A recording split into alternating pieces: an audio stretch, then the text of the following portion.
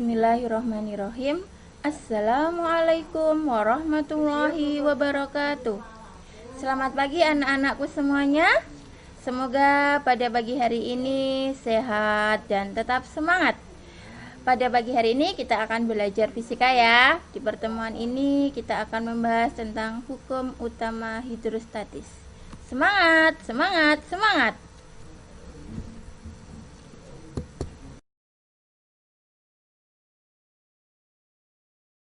Nah, sebelum membahas apa itu hukum utama hidrostatik, kita harus tahu dulu ya, apa sih hidrostatik itu? Dalam fisika, hidrostatik itu adalah ilmu yang mempelajari tentang fluida yang tidak mengalir atau tidak bergerak, atau juga dinamakan dengan statis. Ya, biasanya dikenal juga dengan namanya fluida statis, gitu ya. Nah, kajiannya pada fluida statis ini mencakup semua kondisi fluida dalam keadaan kesetimbangan yang stabil.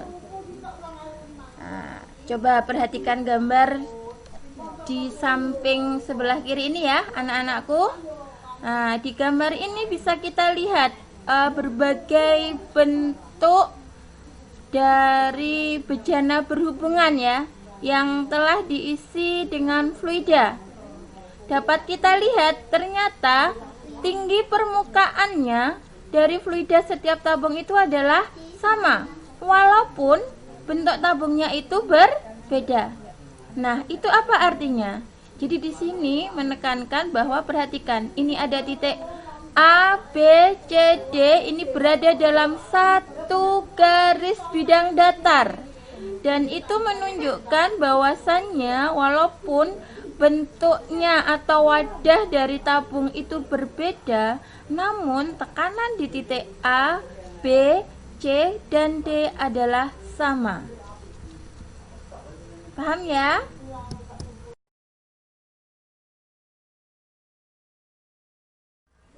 Nah, fenomena ini dinyatakan dengan hukum utama hidrostatik, yang bunyinya ya, secara umum semua titik yang terletak pada suatu bidang datar di dalam zat cair yang sejenis akan memiliki tekanan yang sama. Jadi tadi pada gambar ya, walaupun bentuknya berbeda tetapi tekanannya pada satu garis titik yang sama pada bidang datar, titik A, B, C, dan D adalah sama. Secara umum rumus matematis dari tekanan hidrostatik itu adalah pH sama dengan Rho kali G kali H, di mana pH itu adalah tekanan hidrostatik ya, satuannya Newton per meter kuadrat. Kemudian G itu adalah percepatan gravitasi, satuannya meter per sekon kuadrat. Dan biasanya tahu ya, percepatan gravitasi itu nilainya ada yang menuliskan 10 meter per sekon kuadrat atau 9,8 meter per sekon kuadrat. Dan H adalah kedalaman. Dan kalau Rho itu adalah massa jenis fluida.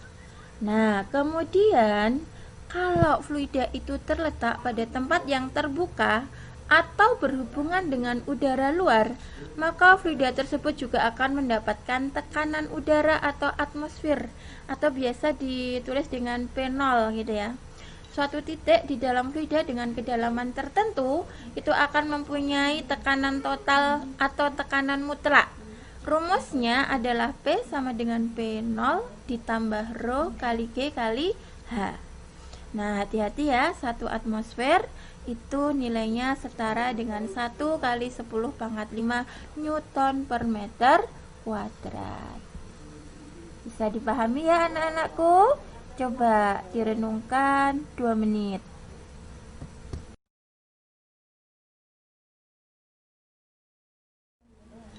Nah, di sini akan Bu Yuda beri satu contoh soal ya. Ada seorang penyelam pada kedalaman 0,6 meter di bawah permukaan air sungai. Tekanan atmosfer di permukaan air sama dengan 1 atm. Jika massa jenis air 1000 kg per meter kubik, hitunglah tekanan yang dialami oleh penyelam tersebut. Nah, ini penyelesaiannya yang tadi ya. Kita cari dulu berapakah tekanan hidrostatisnya. Dari persamaan yang ada tadi ya, P sama dengan rho kali G kali H. Rho-nya adalah 1000, G-nya kita ambil yang 9,8 ya, secara umum itu. Kemudian H-nya adalah 0,6 meter. Kemudian kita dapatkan tekanan hidrostatisnya adalah 5.880 Newton per meter persegi. Kemudian karena ini dia berada di kondisi dengan udara luar, maka akan ada yang namanya tekanan mutlak. Maka kita gunakan persamaan P sama dengan P ATM atau P0 tadi ya, ditambah P hidrostatis. Kita hitung hasilnya dan didapatkan ini ya, 10.000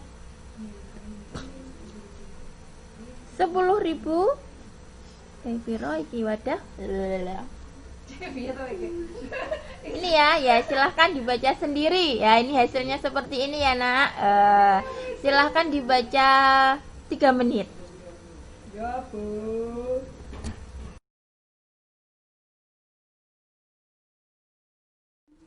Nah, berikutnya ini adalah contoh penerapan hukum utama hidrostatis ya. Dalam kehidupan sehari-hari itu apa saja sih ilmu hukum utama hidrostatis ini? Yang pertama, pemanfaatannya adalah ini dalam mendesain di bendungan. Jadi kalau kita lihat, coba nanti kalian amati ya yang suka berenang, perhatikan air sungai yang ada bendungannya itu nanti semakin ke bawah itu desainnya akan semakin tebal.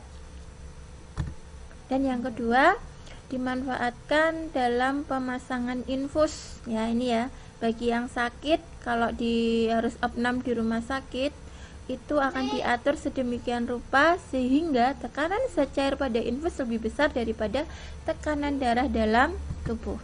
Dan yang ketiga, ini pemanfaatannya adalah dalam peletakan penampungan air rumah tangga. Jadi yang punya penampung air itu diletakkan di bagian yang lebih tinggi. Kenapa? Agar air mengalir ke bawah melalui keran air ya, itu bisa mengalir dengan baik.